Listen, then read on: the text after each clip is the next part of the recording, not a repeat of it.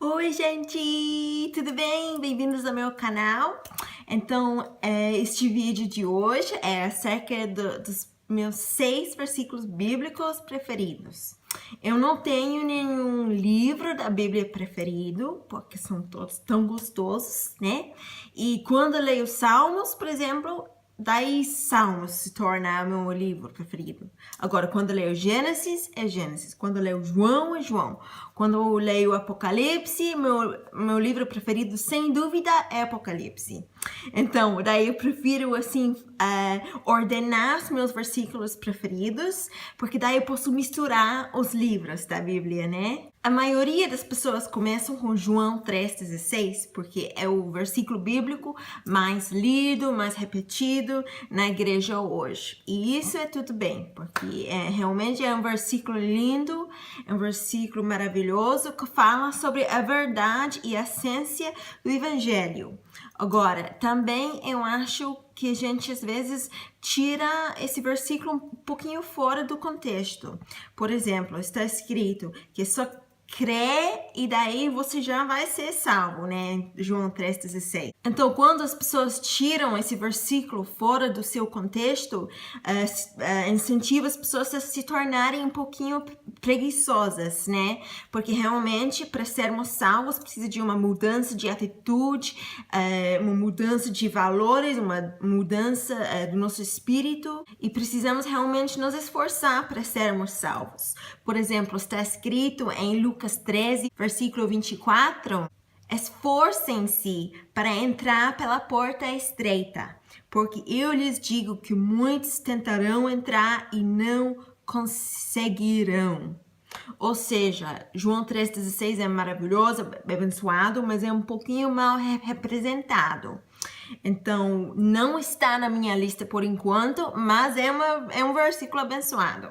Então, vamos começar, gente. Em sexto lugar, tem um versículo bíblico que realmente me ajudou na minha carreira, no meu emprego, realmente me incentivou a trabalhar, me esforçar, me focar no meu trabalho, né? Eu sou professora de inglês aqui em Portugal, e esse versículo me ajuda a me focar naquilo que estou fazendo e realmente me motiva a me esforçar mais ainda no meu serviço, né? No meu trabalho. E também é base sobre o qual eu baseio o meu canal aqui no YouTube, né? E o versículo é Colossenses 3, versículo 23, que diz o seguinte: tudo o que fizerem, façam de todo o coração, como para o Senhor e não para os homens.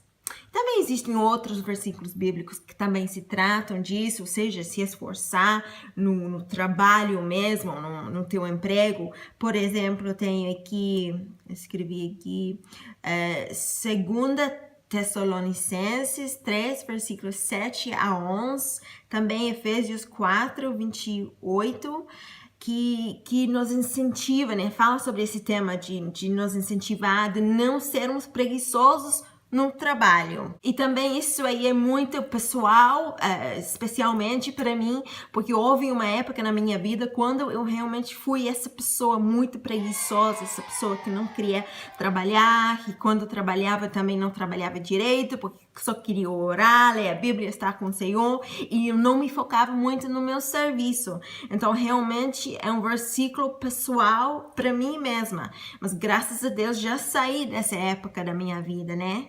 Agora, em quinto lugar, temos uma parábola que Jesus falou que realmente me ajudou a me converter ao cristianismo, que é a parábola do semeador, em Lucas 8, versículos 5 para frente, que diz o seguinte: o semeador saiu a semear. Enquanto lançava a semente, parte dela caiu à beira do caminho. Foi pisada e as aves do céu a comeram. Parte dela caiu sobre pedras e quando germinou, as plantas secaram porque não havia umidade. Outra ainda caiu em boa terra, cresceu e deu boa colheita, a 100 por um. Tendo dito isso, exclamou: aquele que tem ouvidos para ouvir, ouça. E depois os discípulos de Jesus perguntaram para ele o que significava. Ele explicou o significado. Eu não vou ler tudo porque é um texto muito grande, mas fala realmente do perigo de se tornar cristão e depois se esquecer disso, se interessar e ficar distraído só pelas coisas do mundo. E realmente quão fácil que é deixar o evangelho do lado e se interessar mais pelas coisas materiais. Isso aí foi muito importante quando eu me converti ao cristianismo, porque falou no meu coração, porque eu sabia que isso ia me acontecer. As coisas do mundo iam me atrair e me distrair da verdade do evangelho e eu ia largar isso. Então isso falou na minha vida para me cuidar disso não acontecer. E desde então, né, desde que a primeira vez que eu li, quando eu tinha 15 anos de idade, eu realmente me esforcei para não fazer isso, para não ser muito atraída demais pelas coisas materiais e focar mais em Deus e em Cristo Jesus, né? Agora, em quarto lugar, temos um versículo bíblico que fala sobre a glória e a majestade do Senhor e quão maravilhoso que Ele é. E o fato de que nós temos a oportunidade e a possibilidade de sermos seres eternos na presença de Deus. Ou seja, é um versículo que é uma promessa para o futuro, uma coisa gostosa que eu quero, né? Eu quero alcançar.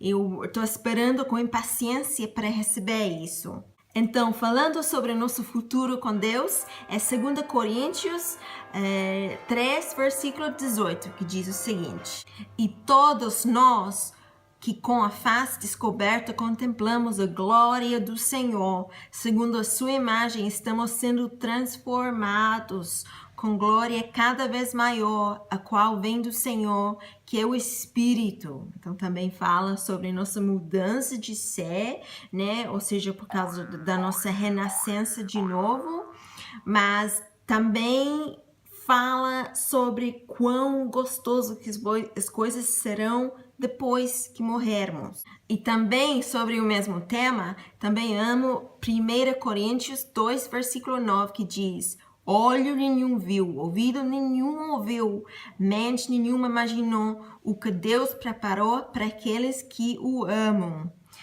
Porque daí isso aí me faz pensar nas coisas maravilhosas de Deus, nas coisas que Ele tem escondidos, as coisas que tem escondidas para nós no nosso futuro, depois que morrermos. Também tem outro vídeo falando exatamente sobre isso, sobre esse versículo e o que Deus tem preparado para nós quando partirmos da terra. E pode clicar aqui para ver esse vídeo agora, tá? E em terceiro lugar, eu gosto muito do versículo que está escrito no comecinho do meu primeiro livro, né? Esse aqui é o meu primeiro livro. E daí, para iniciar o livro, coloquei um versículo. Só tem a página só para ele, né? Que é Isaías 55, 10 até 11. Tá aqui em inglês. Só escrevi o livro em inglês, né? E realmente fala sobre a palavra de Deus, a força que a palavra de Deus tem, o poder que ela tem. E diz o seguinte: assim como a chuva e a neve descem dos céus e não voltam para eles sem regarem a terra e fazerem-na brotar e florescer, para ela produzir semente para o semeador e pão para o que come. Assim também ocorre com a palavra que sai da minha boca, seja a boca de Deus. Ela não voltará para mim vazia, mas fará o que desejo e atingirá o propósito para qual a enviei. Que também é parecido com Hebreus 4, versículo 12, que diz: Pois a palavra de Deus é viva e eficaz, e mais afiada que qualquer espada de 2 gumes. Ela penetra ao ponto de dividir a alma e espírito, juntas e medulas, e julga os pensamentos e intenções do coração. Então, realmente fala que a palavra de Deus tem mais poder do que possamos imaginar, porque realmente fala ao nosso espírito sobre a verdade de Deus, a verdade bíblica, e realmente penetra dentro do nosso coração e da nossa alma, né? E também me fazem lembrar de Lucas 21, 33, que diz: o céu e a terra passarão, mas as minhas palavras jamais passarão. né? É um versículo que eu quero que seja escrita em letras bem grandes. A gente está construindo uma piscina aqui em casa, aqui em Portugal. E no fundo da piscina vai ter uma placa, e eu quero em letras bem grandes. Isso aí, Lucas 21, versículo 33, sobre que a palavra de Deus permanece para sempre. Tudo isto não, todas as coisas materiais vão se acabar. Até nós, carne e osso, nosso espírito não. Mas carne e osso, esta casa, essa piscina, todas essas obras de construção que a gente está fazendo, esses versículos bíblicos me fazem lembrar de que são passageiros, né? Não são permanentes. E o que é importante é a palavra de Deus, é buscar Deus, orar, amar a Deus e estudar a Bíblia, ler a Bíblia. Agora, meu segundo versículo favorito tinha que ser alguma coisa motivante, algo que me ajuda a focar no Senhor, me ajuda a continuar a minha caminhada com o Senhor, né?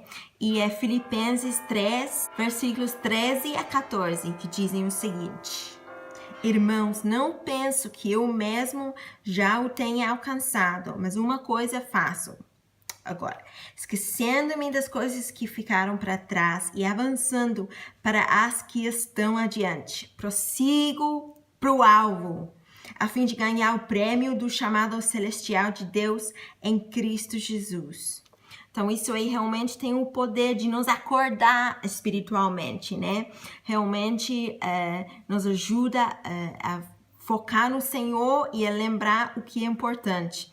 Que também para mim é parecido com 1 Timóteo 6, versículo 12, que está falando sobre prosseguir para o alvo, que é Cristo Jesus, né? E para mim, em primeiro lugar, eu tinha que escolher alguma coisa que tinha a ver com a soberania de Deus, com a sua grandeza, com a glória, com a majestade, com o quão maravilhoso que Deus é, falando sobre a grandeza dele, né? E realmente, o meu quarto versículo também falou sobre isso, mas também se tratou um pouquinho sobre nós. Agora, minha passagem favorita é 1 Crônicas 29, versículos 11 até 13, que dizem o seguinte: Teus, ó Senhor, são a grandeza, o poder, a glória, a majestade e o esplendor, pois tudo que há nos céus e na terra é teu. Teu, ó Senhor, é o reino, tu estás acima de tudo. A riqueza e a honra vêm de ti. Tu dominas sobre todas as coisas. Nas tuas mãos estão a força e o poder para exaltar e dar força a todos. Agora, nosso Deus, damos-te graças e louvamos o teu glorioso nome. Porque Deus é o alimento mais importante, é o aspecto mais importante, mais chave, mais essencial da minha vida. Então, em primeiro lugar, eu queria um versículo bíblico, ou seja, uma passagem bíblica que só focava em Deus e na grandeza dele, né? Porque ele é o criador de tudo isso que estamos vendo, dos céus e da terra, e temos que dar glórias a ele, e temos que louvar ele com toda a nossa vida. Então, gente, espero que este vídeo tenha te edificado, tenha te abençoado. Não se esqueçam de me seguirem no Snap. Também não se esqueçam de se inscreverem no canal, dar like aí e Deus te abençoe, tá bom? Até já!